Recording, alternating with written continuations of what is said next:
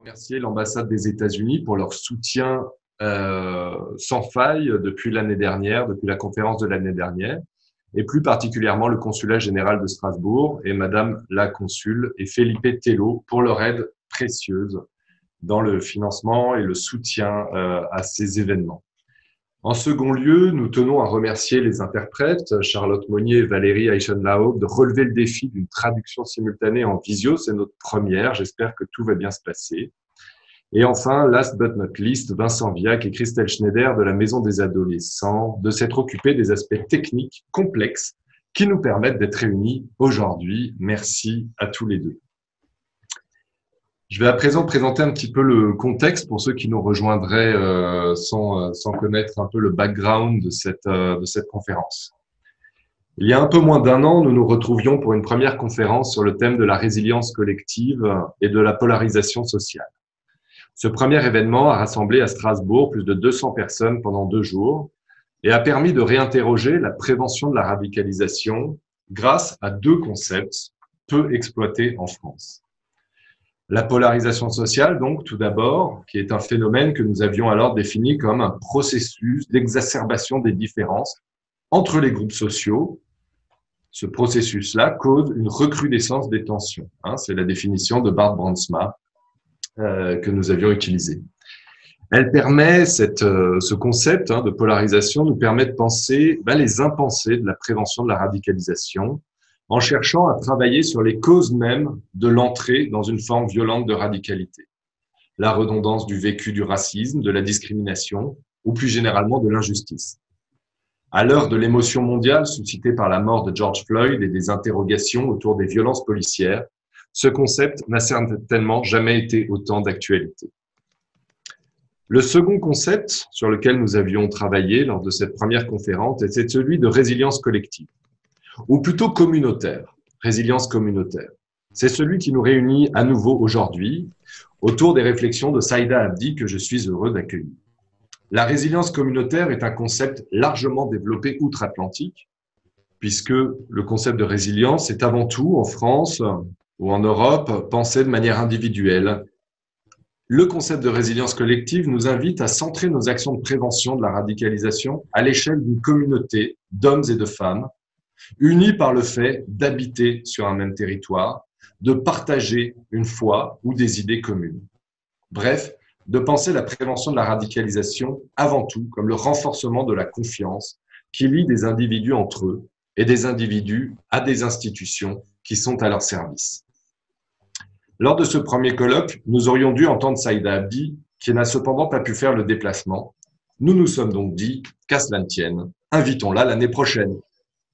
Mais le coronavirus est passé par là et plutôt que de reporter à nouveau sans savoir quelle nouvelle catastrophe nous empêcherait d'entendre Madame Abdi, nous vous proposons aujourd'hui de l'entendre par écran interposé. Qui est donc Saïda Abdi? Nous avons croisé le nom de Saïda Abdi suite à un échange entre la ville de Strasbourg et la ville de Boston autour des questions de radicalisation. Échange lors duquel le concept de résilience communautaire avait fortement été mobilisé par nos collègues américains. De retour en France, nous avons cherché à mieux comprendre ce concept et nous sommes tombés sur un article passionnant coécrit par Heidi Ellis et Saïda Abdi. Les participants au colloque de l'année dernière ont reçu d'ailleurs cet article, mais on ne manquera pas de vous le renvoyer pour ceux qui n'étaient pas participants à ce premier colloque. Il s'intitule, en très bon anglais, Building Community Resilience to Violent Extremism, Truth, Genuine Partnerships. Je vais le faire en français, c'est ma traduction à moi. Construire la résilience communautaire à l'extrémisme violent par le biais de partenariats adaptés. C'est à la lecture de cet article que nous avons contacté Madame Abdi pour participer au colloque de l'année dernière. Madame Abdi est aujourd'hui docteur en travail social, un titre que nous envions beaucoup aux Américains, et professeure assistante, qui est à peu près l'équivalent de maîtresse de conférence, à l'école de travail social de l'Université du Minnesota à Minneapolis. Tiens, Minneapolis. Nous n'avons jamais autant parlé de cette ville depuis quelques mois. Étrange hasard, qui nous permettra, je l'espère, de revenir sur les mouvements, les mouvements américains autour de la mort de George Floyd et comment Madame Abdi l'a vécu et le pense à l'aune de ses propres recherches. Nous avons demandé à Madame Abdi de scinder sa présentation en 2 temps. Lors d'un premier temps, elle reviendra sur ce qu'elle entend par résilience communautaire, puis, dans un second temps, elle nous présentera l'intérêt de ce concept pour la prévention de la violence en général et de la radicalisation en particulier. Merci beaucoup à Madame Abdi d'avoir accepté cette invitation. Saïda, je te laisse à présent la parole. Thank you so much, Bruno. Merci beaucoup. Merci beaucoup de m'avoir invité. Je suis très heureuse. Désolée de ne pas plus avoir venir l'année dernière. Et bien sûr, j'aurais aussi aimé pouvoir venir cette année, en personne. En tout cas, l'idée de la résilience, c'est une idée qui est très importante. Très souvent, on pense, aux choses qui peuvent se produire. Bien sûr, on se demande pourquoi ça s'est produit, pourquoi certaines personnes rejoignent des groupes. En fait, on ne pense pas à d'autres choses qui sont positives et des choses que l'on peut construire. Quelles sont les choses que l'on peut faire? Quelles sont les choses que l'on peut contrôler? Et après de nombreuses discussions, j'ai pu comprendre ce qu'on pouvait faire pour que nos communautés et nos jeunes soient bien plus forts. Alors, j'essaye en fait de partager mon écran, mais je n'y parviens pas. Est-ce qu'on pourrait partager mon écran, s'il vous plaît? Merci.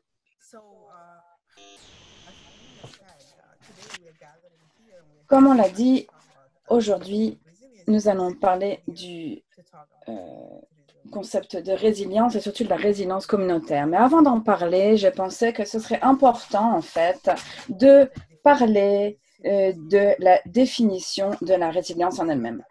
La résilience, ce n'est pas qu'il n'y a pas de difficulté, mais c'est surtout la capacité de pouvoir continuer même s'il y a des défis qui sont posés à nous. Alors la résilience est en fait le processus, la capacité ou le résultat à s'adapter efficacement malgré des circonstances difficiles ou parfois menaçantes. C'est vraiment quelque chose qu'il faut garder à l'esprit et j'espère que tout le monde peut voir mon écran d'ailleurs. Bruno, est-ce que tout le monde voit mon écran? Est-ce que vous savez? On passe à la diapositive. Normalement, c'est bon, ouais. Moi, je vois. Oui, oui, c'est bon. All good. Thank you. So, yes, thank you so much. And I will actually turn this into a slideshow. Thank you. Okay. Now, what is community resilience then? Qu'est-ce que la résilience communautaire? C'est en fait l'idée qu'il y a, donc, comme je le disais, des défis, mais qu'il y a aussi la capacité de pouvoir quand même croître. Qu'est-ce qu'on peut faire dans la communauté? Qu'est-ce qu'on peut faire dans cette communauté au niveau de la communauté? Alors, j'aimerais bien vous parler de 3 définitions de la résilience communautaire qui se ressemblent. Alors, Hunger indique que la résilience communautaire est en fait le capital social, physique et la structure physique et des schémas qui sont intégrés culturellement d'interdépendance qui permettent de fournir un potentiel de se reprendre après des changements brusques, de soutenir l'adaptabilité et de soutenir une nouvelle croissance également. La résilience communautaire est la possibilité pour une communauté d'être solidaire et de savoir s'aider elle-même. C'était donc Gaynor. Et la capacité des membres des communautés est en fait de prendre des actions collectives délibérées qui ont du sens pour remédier à l'impact d'un problème, y compris la capacité à interpréter l'environnement, à intervenir et à continuer. En fait, il y a cette idée d'être solidaire d'une communauté qui, en fait, des membres qui sont liés. Et en fait, une action collective qui permet de surmonter, de continuer à vivre. Et c'est donc un lien, une capacité à former des liens d'interdépendance et également de pouvoir donc continuer à avancer. C'est ça qui est très important pour, en ce qui concerne la résilience donc, des communautés.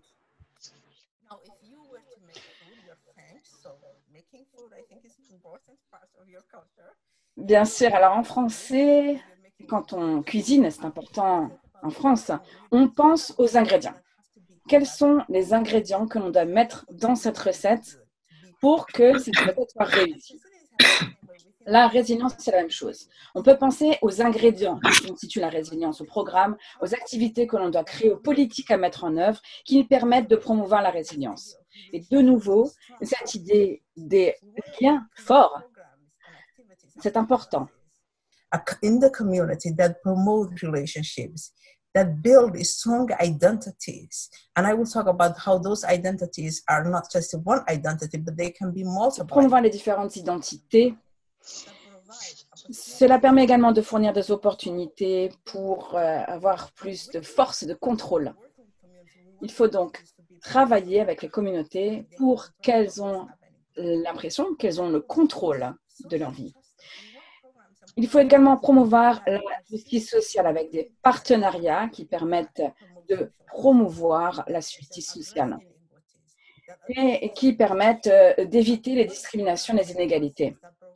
Il faut donc mettre en place également des politiques qui permettent l'accès aux ressources pour toutes les communautés, pour vos familles, pour les différentes communautés qui vous entourent. Cela fournit un sens d'appartenance et d'empathie pour les autres. C'est-à-dire qu'il faut comprendre, en fait, en réalité, comment cela se traduit pour les jeunes. Et parfois, on n'a pas créé assez d'empathie et un sens d'appartenance. Les jeunes, les communautés, les familles ont des liens via des racines culturelles.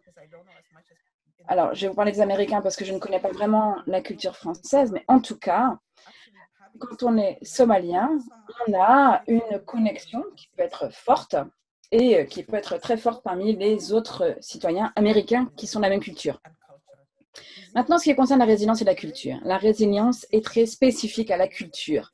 C'est-à-dire qu'on peut avoir une sorte de cadre, des stratégies, mais en réalité, chaque culture, chaque communauté a une certaine idée de la résilience. Qu'est-ce que la résilience dans une culture spécifique? Donc, c'est assez spécifique, si je puis dire. C'est aussi spécifique au contexte. Le contexte en France, à Nice, à Paris, etc., en Europe, est complètement différent qu'aux États-Unis. Et il faut donc créer des politiques, des pratiques, des programmes qui soient spécifiques justement à ces zones en particulier. Et aussi un programme qui soit dynamique et qui soit au cœur de la résilience et de ce qu'on essaie de changer.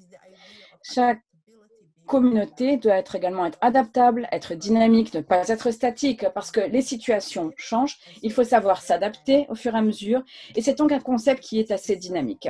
Chaque communauté doit donc décider ce qu'est la résilience pour elle, même dans son histoire, dans ses ressources et d'autres paramètres. Alors, ce que je voulais dire aussi dans ce que j'ai dit dans mon article, c'est qu'il y a 3 types de liens sociaux qui permettent de établir la résilience contre la radicalisation et de la violence. Je vais repartir à ce que je disais auparavant parce que je voulais revenir sur un concept avant d'y passer. Dans le contexte, donc je vous ai fourni la définition de la résilience. Je vous ai indiqué ce que c'était, mais à quoi cela ressemble-t-il quand on parle de la radicalisation qui mène à la violence? On utilise donc ce concept qui est assez spécifique parce que c'est en fait l'idée qu'il y a des idéologies de radicalisation puisque les politiques sont différentes en fonction des radicalisations aux États-Unis. Donc, on n'est pas un criminel si on a certaines idées, mais en tout cas, on peut commettre un délit si on agit avec cette violence et qu'on commet un acte qui est violent. On peut donc agir de manière violente. Qu'est-ce que ça veut dire? La résilience communautaire, à quoi cela ressemble en fait dans le concept de la radicalisation qui mène à la violence? Et voici mon idée ici. C'est en fait qu'une communauté doit pouvoir protéger ses membres justement de la violence en fournissant des opportunités. C'est-à-dire quel type de communauté peut-on construire pour qu'elle soit vraiment résistante à cet appel de la violence. Après un incident, et c'est le cas même dans ma communauté, hein, lorsque je vivais d'autres endroits, comme Minneapolis ou à Boston, après une radicalisation d'un jeune, après qu'un jeune ait rejoint justement un groupe qui s'est radicalisé ici à Boston, on a eu les attentats.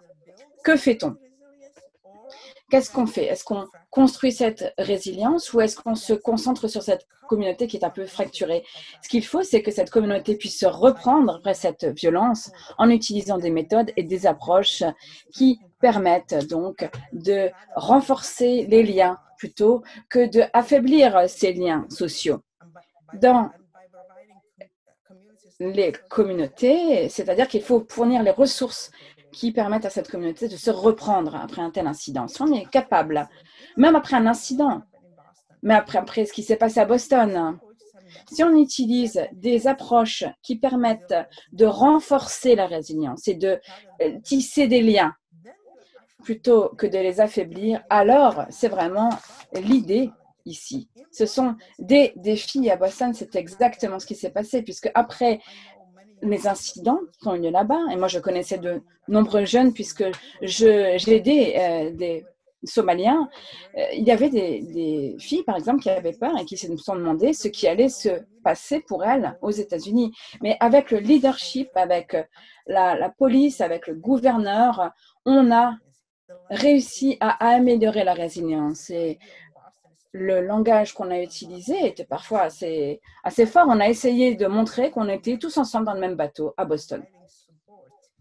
On a donc essayé également de fournir un certain soutien.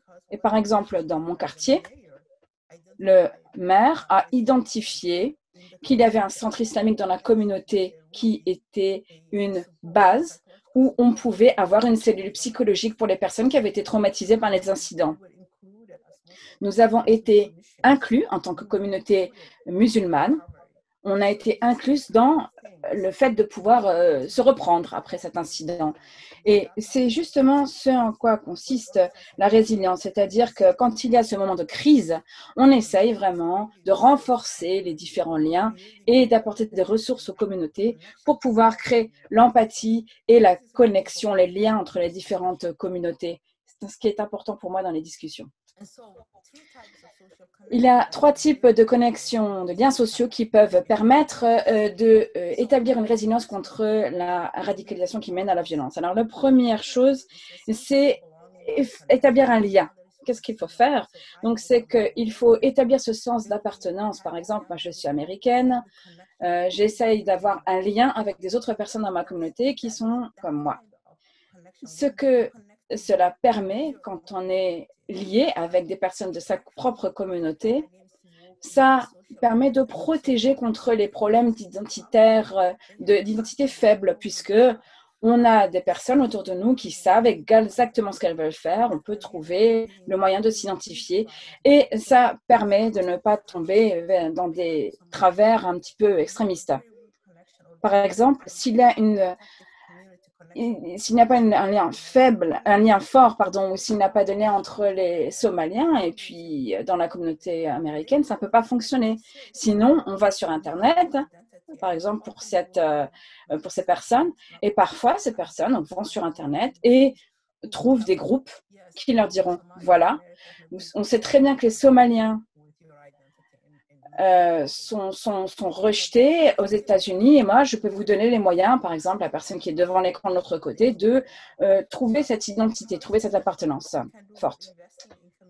Ce qu'il faut faire aussi, c'est investir dans les communautés en fonction des institutions, c'est-à-dire investir dans des institutions qui permettent d'avoir une identité forte et de fournir des ressources pour pouvoir renforcer cette identité et également une culture saine, par exemple, qui montre une culture forte et saine. Parler de communauté de manière moins négative, puisque les médias sont vraiment des sources d'identification identitaire qui sont très fortes. L'identité sociale également est importante et c'est cela qui joue qui est une partie importante parfois dont les jeunes peuvent établir les liens avec leur identité. Je pense que c'est important. Ce qui est également important, c'est ce que nous appelons la création de ponts. Là, c'est un sentiment d'appartenance et de connexion avec des gens qui sont différents à bien des égards. Par exemple, moi, je suis américaine somalienne et je suis liée à d'autres Américains qui ne sont pas du même horizon, qui ne viennent pas du même endroit que moi. Donc, il y a une connexion positive avec une communauté plus large. Cela protège contre la marginalisation sociale, le manque d'identification et d'identification aux communautés. Nous voulons que les gens soient connectés, mais nous voulons aussi qu'ils soient connectés à la communauté plus large afin de créer des collaborations. Ça, c'est extrêmement important. Est-ce que vous pouvez tous couper vos micros, s'il vous plaît? Merci beaucoup. Et on peut le faire en créant des programmes qui portent sur l'appartenance à une école, car ce sont des lieux importants de sociabilisation. Parfois, l'école est le seul endroit où les jeunes immigrants issus de différents contextes peuvent se rencontrer. Les enseignants sont très importants et j'ai un programme spécifique qui repose sur les enseignants, car les enseignants ont un impact réel sur les jeunes et sur la manière avec laquelle ils interagissent avec la société. Donc, les programmes scolaires sont extrêmement importants pour impliquer les jeunes avec des activités, des programmes comme des programmes de mentoring, des programmes nationaux. Et quand je parle souvent de ces choses-là, on se rend compte que nous sommes des communautés très séparées les unes des autres, où chacun est un immigrant, chacun est issu d'une culture différente. Mais nous avons également des communautés de ce type-là, mais on ne sait jamais vraiment ce qui existe partout ailleurs. C'est la raison pour laquelle ces programmes sont importants pour promouvoir la diversité au sein de la nation. C'est quelque chose d'absolument crucial. Je fournis également du soutien à travers les écoles. Enfin, le dernier type de connexion, c'est la création de maillage. On a parlé de personnes similaires, comme par exemple des Somaliens, des personnes d'origine somalière qui se sentent liées à d'autres membres de la communauté somalienne. Cela permet d'avoir des opportunités, cela permet de créer des interfaces avec des membres de la communauté qui sont différentes, qui ne sont pas comme eux en matière de culture et d'horizon et d'appartenance ou de race. Et donc, cela permet d'aider les gens, cela permet de promouvoir l'adaptation. Enfin, on peut également créer une connexion et des partenariats égaux entre des pouvoirs verticaux, par exemple, en liant les gouvernements et la communauté, les forces de l'ordre, les législateurs, etc. En ce faisant, on peut obtenir les ressources nécessaires. Cela permet également de développer la résilience face au manque de confiance envers les institutions, les forces de l'ordre ou encore l'éducation, le manque d'accès égal aux ressources. Et cela permet également de développer des programmes de résilience permettant de travailler avec la communauté au sens plus large. Donc, c'est un système qui est développé par les gens qui comprennent les autres personnes de la communauté et qui répondent aux besoins de chacun. Il s'agit donc de créer un lien vers les ressources, vers les politiques et vers les programmes et essayer de changer les façons de procéder et d'éviter l'exclusion des gens du processus de décision. Alors, pour le faire, on peut travailler avec les communautés en promouvant le recrutement de membres de la communauté qui peuvent modifier les pratiques institutionnelles oppressives. Donc, ce sont par exemple les communautés somaliennes, musulmanes, latines. Si vous travaillez à l'école, par exemple, vous devriez vous assurer que tous les enseignants participent à ce changement. Si l'on se rend compte notamment que l'ensemble des enseignants sont blancs et que tous les élèves sont d'une autre origine, par exemple. Dans ce cas, on peut mettre en place des programmes pour s'assurer que l'on réponde bien aux besoins de la communauté la plus représentée. Donc, promouvoir des membres de la communauté qui peuvent aider ou modifier les pratiques institutionnelles, donner aux gens un sentiment de contrôle de leur vie, de leurs affaires, par exemple en développant ces politiques, non pas pour vous, mais avec vous, afin de faire en sorte que les gens puissent participer à l'élaboration de ces politiques. Je parle notamment de partenariats scolaires, par exemple. Et c'est très difficile de le faire si l'on ne voit qu'aucune personne noire ne participe à la prise de décision concernant des élèves à majorité noire. Donc, impliquer les gens avec lesquels vous travaillez. S'assurer aussi que les communautés puissent apporter leur contribution à la manière avec laquelle les services sont structurés, des politiques qui ont une véritable influence sur eux. Enfin, passons à une autre idée, quelque chose qui doit nous permettre de développer une communauté plus résiliente. Pour ce faire, nous devons retourner notre façon de penser, nous devons modifier notre façon, nous demander plutôt que pouvons-nous faire au lieu de demander pourquoi cela n'a pas été fait. Comment? Nous n'avons peut-être pas la puissance, nous n'avons peut-être pas la puissance d'un institutionnel, mais nous avons une puissance, nous avons un impact. Si nous changeons les pratiques de notre communauté, alors cela aura un impact. Et si nous ne le faisons pas, alors nous ne devrions pas être surpris de voir certains s'engager dans la violence. Nous devons donc être un exemple. Nous devons voir ce que nous pouvons faire pour nos écoles, pour nos institutions, afin d'éviter que nous perdions nos enfants. Donc, nous devons créer une communauté de ressources plus résilientes, pour plus d'espoir, pour soutenir les enfants. Sans cela, ce ne serait pas étonnant de voir les jeunes s'engager dans la violence au sein de gangs, par exemple. Mais que pouvez-vous faire? Que pouvez-vous faire pour changer la trajectoire de ces jeunes, de ces familles, de ces communautés avec lesquelles vous travaillez? Donc, la question que vous devez vous poser, c'est que puis-je faire en tant qu'association, en tant qu'école, en tant qu'association de voisinage?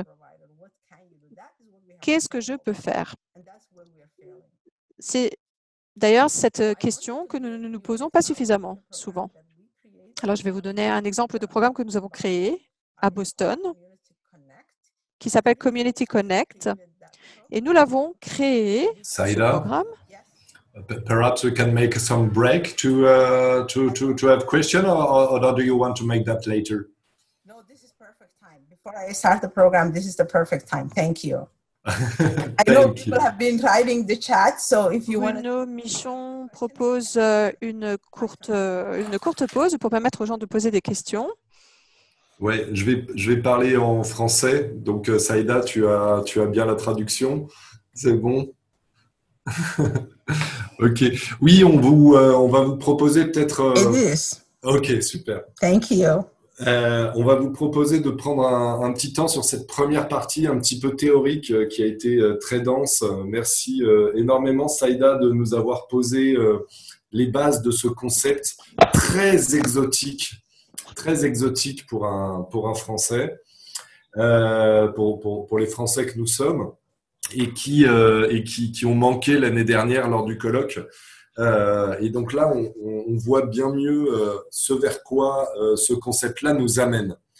Et je crois que ça ne manque pas de heurter, ça ne va pas manquer de heurter peut-être certaines sensibilités françaises, puisque dans la tradition française, c'est vrai que on ne reconnaît pas les communautés.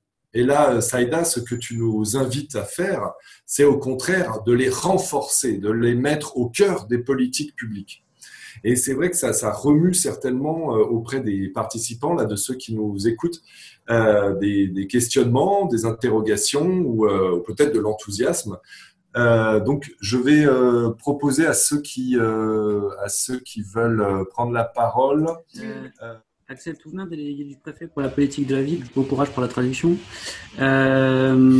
Oui, c'est vrai que Bruno a raison. On a souvent en France cette idée de communautarisme comme quelque chose de négatif, ou en tout cas pouvant apporter des difficultés dans le vivre ensemble et l'aspect social au sein des quartiers prioritaires notamment. Et moi, ma question, puisque c'est un sujet qui est beaucoup évoqué au niveau des services de l'État, il y a souvent une conjonction ou un raccourci qui est fait entre radicalisation et religion et communautarisme. Donc, dans tous ces concepts-là, est-ce que la religion entre vraiment en compte dans la résilience ou voilà, comment tout ça s'articule? Et puis, j'ai pas eu peut-être mal entendu, mais il n'y a pas forcément eu de ce concept de religion évoqué dans la présentation. Voilà, ma question, c'est quelle est la connexion avec tout ça, en fait? Est-ce que l'ingrédient religion est parti pris dans ces concepts-là? Saïda, you have the word. Thank you so much for asking that question. Merci d'avoir posé cette question. Effectivement, j'allais en venir sur le transparent suivant, mais je vais répondre à votre question. Alors, la religion est une source de résilience en réalité. La religion protège. Alors, évidemment, en cas de mauvaise compréhension, cela peut être détourné. Alors, la religion, dans la résilience, protège, car, encore une fois, au cœur de l'idée même de la résilience, il y a l'idée de la connexion, du lien, la faculté de se lier avec d'autres, d'être lié aux autres. Donc, c'est le groupe qui est important et en ce sens, la religion peut protéger, tout comme d'autres choses d'ailleurs. Si c'est mal utilisé, évidemment, son objectif peut être détourné. Et lorsque nous avons fait notre intervention, nous nous sommes assurés de travailler avec tout le monde et de n'exclure personne, quelle que soit leur religion. Au sein de la communauté musulmane, par exemple, le mot radicalisation ou la radicalisation est souvent vécu comme une manière de cibler la communauté. L'une des intentions dans le cadre de notre programme, c'est de travailler avec tout le monde, quelle que soit sa religion et quels que soient ses problèmes. Un jeune qui est peut-être susceptible de rejoindre un gang est pris en compte et considéré, quelle que soit sa religion et ou ses problèmes, les problèmes qu'il peut rencontrer. Est-ce qu'il y a d'autres questions? Merci Saïda pour ta réponse. C'est vrai que c'est encore une fois une réponse qui nous invite à réinterroger nos politiques publiques autour de la radicalisation qui sont, c'est vrai, extrêmement centrées vers l'islam et qui peut-être vont créer par cette focalisation des sentiments de discrimination auprès de la communauté musulmane. Merci beaucoup pour ta réponse. Laetitia, c'est à qui la parole? On va prendre deux autres questions en même temps. Alors tout d'abord Quentin et ensuite Philippe. Oui, merci, bonjour. Du coup, Quentin pour la Maison des adolescents de la Meuse. On s'aperçoit que dans nos milieux ruraux, donc à la campagne, parfois, il y a quasiment pas de biais en fait pour pouvoir permettre une intégration des personnes issues de, par exemple, nous, la religion musulmane, ce qui crée un réel sentiment en fait d'isolement. Je voulais savoir s'il y avait des programmes ou des expériences qui avaient été faites dans des zones un peu plus rurales aussi aux États-Unis. Saïda, you have the word. Do you understand the question? I think Quentin was asking about Oui, more. en fait, Quentin me posait une question sur les zones un peu plus rurales et les défis d'intégration, il me semble. Alors, pour répondre à la question, je pense que l'intégration… Alors, tout d'abord, je voudrais reparler de quelque chose dont Bruno a parlé. La religion et l'association avec la communauté musulmane en particulier. C'est pour cela qu'il y a des défis, bien sûr, les défis de la radicalisation. Donc, comment on peut agir? C'est ça qui est important. ça peut parfois, l'intervention peut créer beaucoup plus de problèmes que le problème en lui-même. Et dans les communautés, on voit qu'on essaye parfois de résoudre un problème, mais ça ne fonctionne pas toujours. Donc, qu'est-ce qu'on fait? Le problème est aussi important que la solution, puisque les bonnes intentions ne mènent pas toujours quelque part dans ce domaine.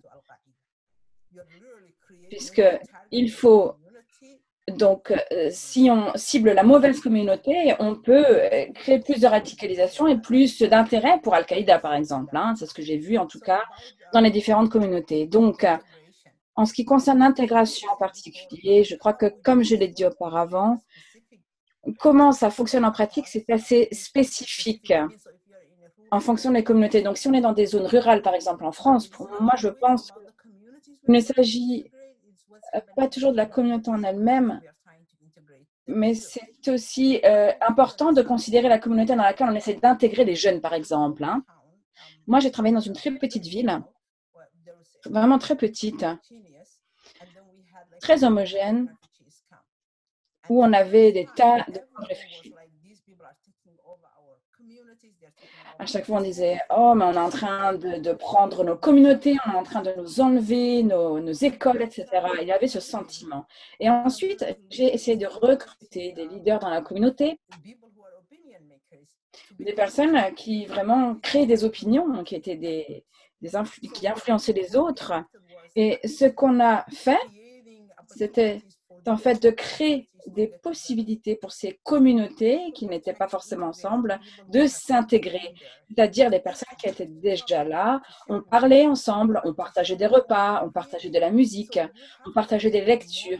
Donc ce qu'il faut faire, c'est vraiment créer beaucoup plus de possibilités pour les communautés qui sont diverses dans vos zones en particulier, parce que ce qu'on entend, c'est toujours l'interaction négative. La seule fois où on entend parler des musulmans ou des personnes de couleur, c'est généralement pour dire quelque chose de négatif. Et c'est justement ce qu'on veut éviter. On veut justement se réunir pour réussir à créer la résilience, ces liens dont je parlais, avant que les choses négatives ne se produisent justement. C'est-à-dire que s'il y a un événement négatif, eh bien, on peut toujours dire, voilà, il s'est passé quelque chose qui n'est pas bien, mais moi, je connais une communauté où les choses se passent bien. Il faut donc créer une communauté où on a des interactions qui sont positives. Je crois que c'est vraiment important. J'espère que j'ai bien répondu à la question de Quentin, même si je ne connais évidemment pas le contexte particulier de Quentin. Oui, merci. Merci, Saïda. Moi, ce que je retiens de ta réponse, c'est de nous inviter, évidemment, mais ça, je pense qu'autour dans cette assemblée, on en est tous convaincus, de travailler le plus en amont possible avant la catastrophe, avant l'attentat, évidemment. Et le deuxième élément, qui est quelque chose qu'on avait aussi beaucoup rencontré à Boston, c'est cette notion de leader positif, c'est-à-dire de faire confiance aux leaders des communautés, pour créer ce lien entre les institutions et la communauté d'une part, mais aussi les citoyens, alors là c'est peut-être maladroit ce que je vais dire, mais je vais dire blancs, et la communauté. Et ça c'est quelque chose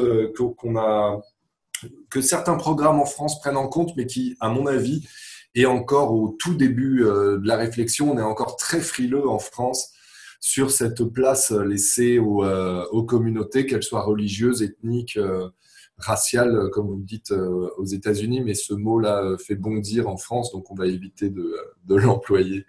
Laetitia, est-ce qu'il y avait quelqu'un d'autre qui souhaitait prendre la parole? Eh bien, a priori, non, parce que finalement, Can I add something, Bruno? I understand that I started with this idea that resilience and community resilience. J'ai donc parlé de la résilience et du fait que les communautés peuvent être différentes. Et quand on utilise des langues, on peut accroître cette possibilité de se sentir comme une communauté. Ce qui n'est pas, en fait, c'est ce qu'on fait qui est important. Comment on peut être efficace surtout?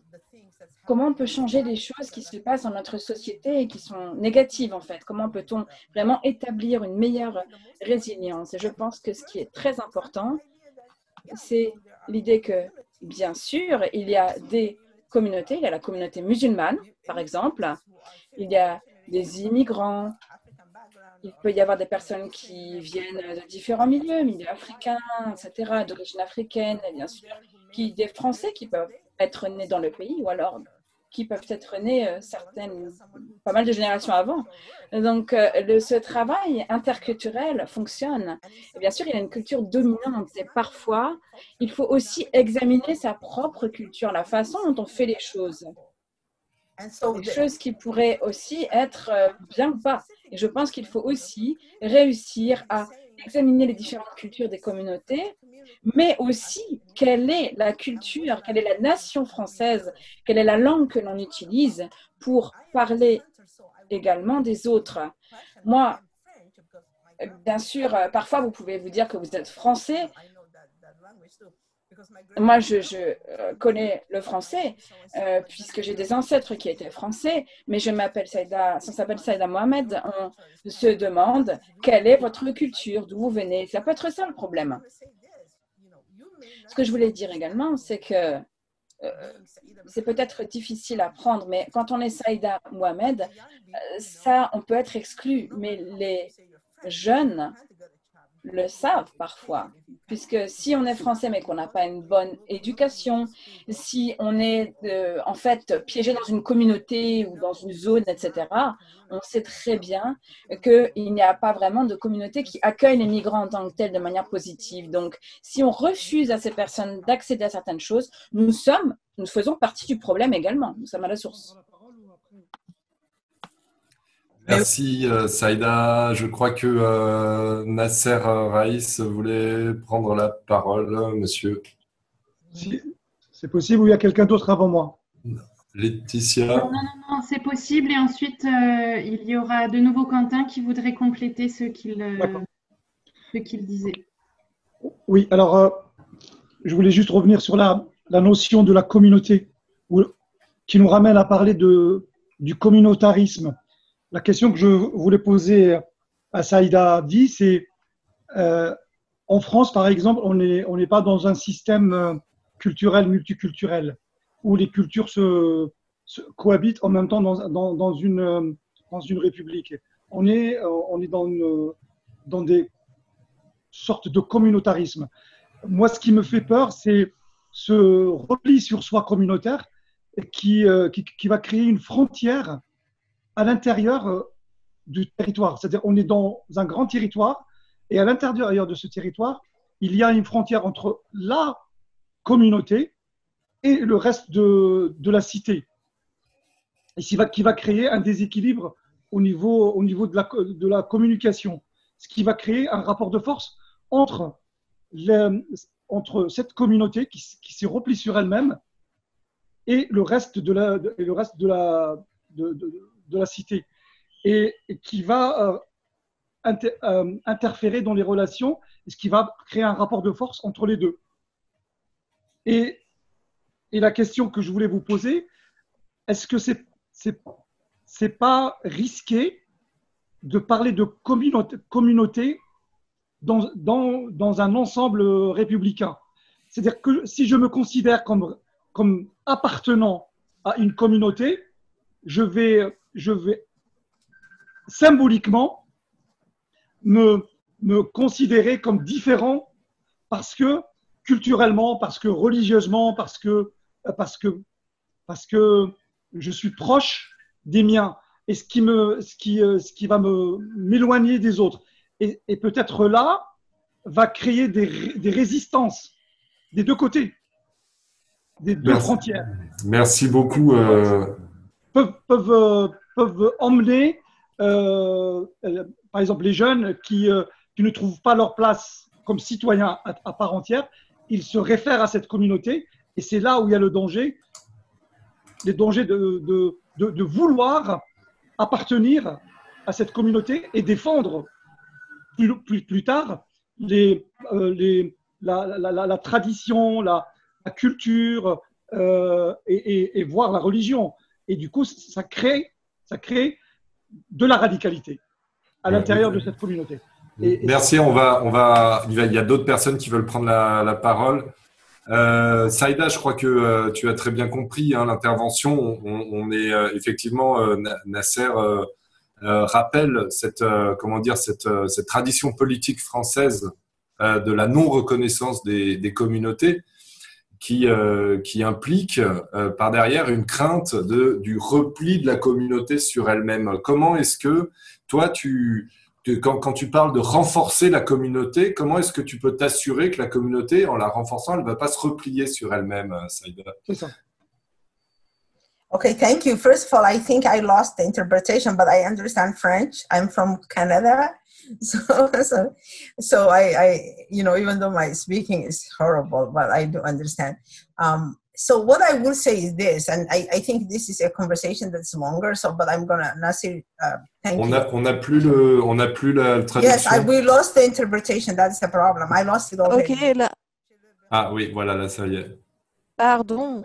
Oh, voilà, c'est bon. Yeah. I am sorry. Yes, I lost you. So. Yes, please. Can you do that? Because I really like the song. Yes. Yeah, but you know, this is the question. You already have that. Like C'est une question qui s'est déjà posée. Je ne connais pas trop la tradition en France, mais c'est quelque chose que j'ai toujours dit. J'ai toujours dit qu'aux États-Unis, et ce depuis très longtemps, une des choses qui a toujours protégé les communautés, c'est l'idée que quand les jeunes viennent ici, et ils se sentent américains parce que, à cause du melting pot américain. Donc, les gens ici se sentent américains. Cela n'a aucune importance de savoir quelle est votre idéologie, quelle est votre couleur, d'où que vous veniez. Mais ce qui est important, c'est que les Américains ne sont pas attachés à une seule couleur et à une seule culture. C'était le cas au début, et on sait très bien ce qui s'est passé dans le passé. Et au final, dans d'autres pays, comme en France et en Europe, dans d'autres pays, cela n'existe pas. Donc, moi, cela me va très bien. Quand on a des communautés séparées, alors on vit dans des ghettos. Quand on a des jeunes qui n'atteignent pas les objectifs de leur vie, qui n'ont pas de bons emplois et qui connaissent des conditions moins bonnes que celles de la première génération, alors on a une communauté qui souffre de la ségrégation. Et en fait, ce que la radicalisation fait, c'est modifier la réalité de laquelle on se cache. Pour moi, je dis la vérité. Et à chaque fois que je fais une formation pour toutes les communautés, pour toutes les nations, je l'ai dit, vous devez prendre un miroir. Vous devez vous adapter. C'est ça la résilience. La résilience n'est pas dire que la République a été fondée sur cela. La résilience, c'est dire ce qu'est la République aujourd'hui et s'adapter à cette réalité. Donc, Nasser, n'utilisons plus le mot communauté. En fait, en France, on a un problème de jeunes qui ne se sentent pas partie de quelque chose. Et ils se tournent vers des groupes radicaux. C'est le résultat de ce que nous avons fait en tant que société. Et nous devons examiner ce que nous avons fait et créer des communautés plus résilientes, plus fortes, ou des nations plus fortes, afin que notre jeunesse ne se tourne pas vers des groupes qui pourraient résulter dans leur mort et développer d'autres problèmes. Est-ce que cela répond à votre question, Nasser? Donc le mot, évidemment, en tant que tel, est important, mais nous devons nous confronter à la réalité. Nous sommes déjà des nations divisées. Nous avons des gens qui sont nés en Europe, mais qui ne se sentent pas européens. Merci beaucoup, Saïda, pour cette belle réponse. Je vous propose qu'on laisse Saïda continuer. J'ai vu qu'il y en avait un certain nombre de personnes qui souhaitaient encore poser des questions. On va les garder pour la deuxième partie, voilà, qui sera animée par Delphine Rideau de la Maison des Adolescents. Saïda, je te laisse partager de nouveau le PowerPoint et continuer ton exposé passionnant. Thank you, Bruno. Thank you, everyone, for the great questions. Thank Merci you. beaucoup, Bruno. Merci à tous pour ces questions.